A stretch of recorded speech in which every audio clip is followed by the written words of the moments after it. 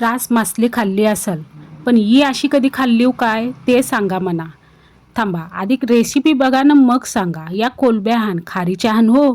जास्त काय तामझाम नाही काय नाही. या कोलब्या घेवाच्या, यात आम्हाला खारीच्या भेटल्यान तर त्या टोपान घेवाच्या आणि जुरुसाच पाणी टाकायचा. कोलबी पुरतात, रासने पाणी टाकायचा हो.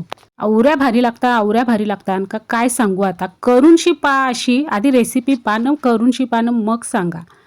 जुरुसाच पाणी टाकायचं ना, मग टोप ठेवायचा गॅसवर न त्यान टाकायचा जुरुसा चवीपुरता मीठ.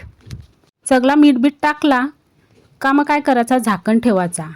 झाकण ठेवला का 5 ते 7 मिनिटांनी गॅस बंद करायचा. या पा कोलब्या मस्त उकळल्यान.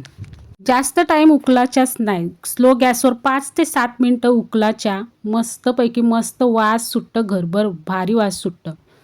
जुरुशात थंड झाल्या का काय करायचा, डिशमध्ये ठेवायच्या. पोराटोरांना या असल्या कोलब्या खावायला देवाच्या.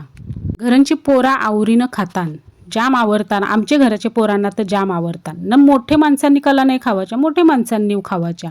वासच आवरा भारी सुट्ट नाही या कोलब्या उकरल्या का. या खारीच्या कोलब्यात, खारीच्या कोलब्यांचा अजून वास भारी सुट्ट. गावठी मच्छी बोलतो ना त्या ना. अशाच देवाच्या पोरांचे समोर सोलू बिलूनशी नाही देवाच्या, त्यांनाच सोलाला लावाच्या. मग त्यांना सवय पण लागतं सोलाची.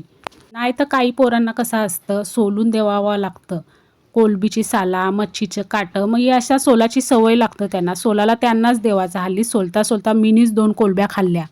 नाही एक कोसं असताना कोलबीचं म्हणजे तोंडा हो कोलबीची, ती चुखालाव जाम भारी लागताना आवर. मस्त भारी टेस्ट लागतं याची.